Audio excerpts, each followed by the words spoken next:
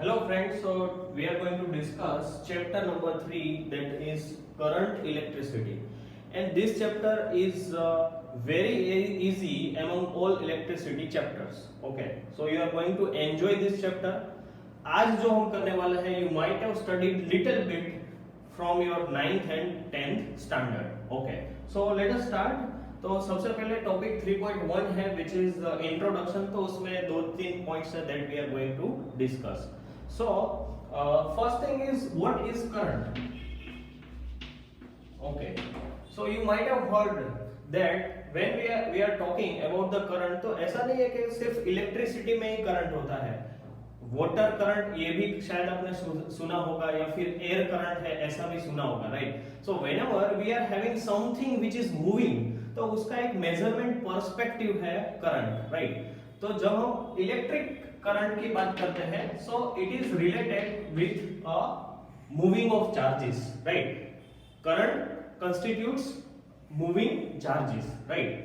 तो यहाँ पे चार्जेस हमारे पास क्या है? As we discuss in first and second chapter, हमारे पास चार्ज होते हैं पॉजिटिव एंड नेगेटिव, राइट? तो whenever the positive and negative charges are moving, when they are in motion, we can say that it constitutes the electric current, right? So now if we talk again about the first chapter, then we can take the example of a lightning, right?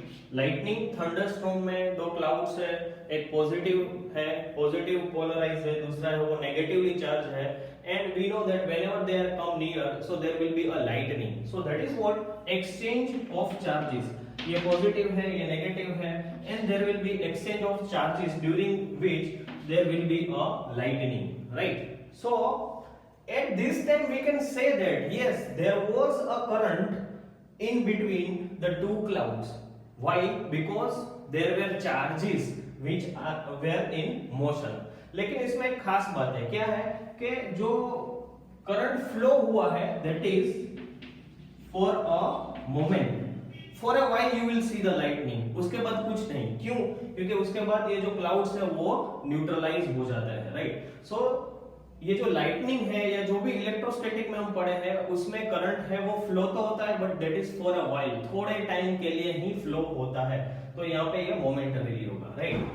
But there are some devices, there are नहीं, but most of the devices are there in which there is a steady state current. तो इसमें word आ रहा है steady current, right? जैसे कि आपका mobile phone, आपके mobile phone में कंटिन्यूअस एक बैटरी होती है जो कंटिन्यूअसली चार्जेस सप्लाई करती है. इसका मतलब है कि आपका मोबाइल फोन है वो कंटिन्यूअसली ऑन रहता है, right? So you can say that was a example of a supply of a steady state current. और क्या हो सकता है? और हो सकता है जैसे कि टॉर्च ले लो आप, टॉर्च में आपने सेल फीड की है, टॉर्च कंटिन्यूअसली आपको सप्लाई दे रही है, continuous. So that is also case of a steady state current, right? Now next is 3.2 topic, that is electric current. अभी जो हमने बात की that was just an introduction. So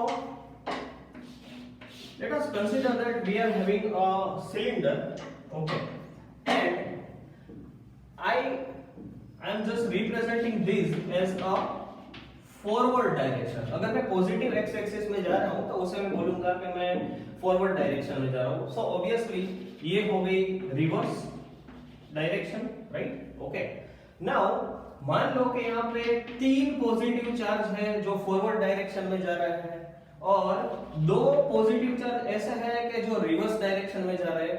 so if I will try to measure my final outcome, मतलब कि net positive charge यहाँ पे कितने आएंगे? So answer is 3 - 2. इसका मतलब यहाँ पे सिर्फ एक ही नेगेटिव चार्ज आएगा, पॉजिटिव चार्ज आएगा. तो इसको मैं Q+ से दिखा रहा हूं, right? Now same way you will say that के मान लो कि ये नेगेटिव चार्जेस हैं. ओके, मान लो कि ये 5 है, 5 negative charges are there which are moving in reverse direction, right?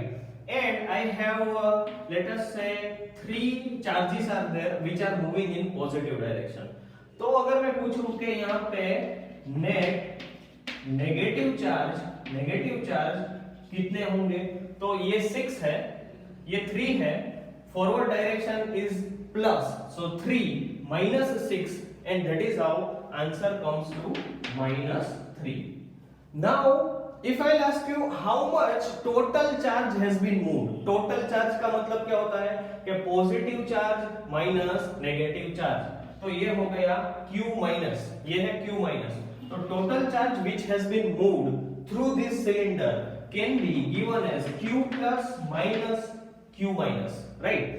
Minus इसलिए है क्योंकि Q माइनस है वो चार्ज नेगेटिव में है, right? Okay, so Q plus minus Q minus, so that is equals to 1 minus Q minus की value है वो -3 है, इसीलिए मेरा जो आंसर आएगा दैट विल बी +2, राइट? तो इसमें 3 चीजें हैं. First thing is net positive charge, second thing is net negative charge, and third thing is the total charge which constitutes of Q plus and Q minus, right? So I hope this thing is clear to you. Ultimately गिना जाएगा total charge Q, right? Okay, so now बात करते हैं अब current की, right? So current is to be denoted by I, यहाँ पे नहीं दिखेगा. Current is to be denoted by I.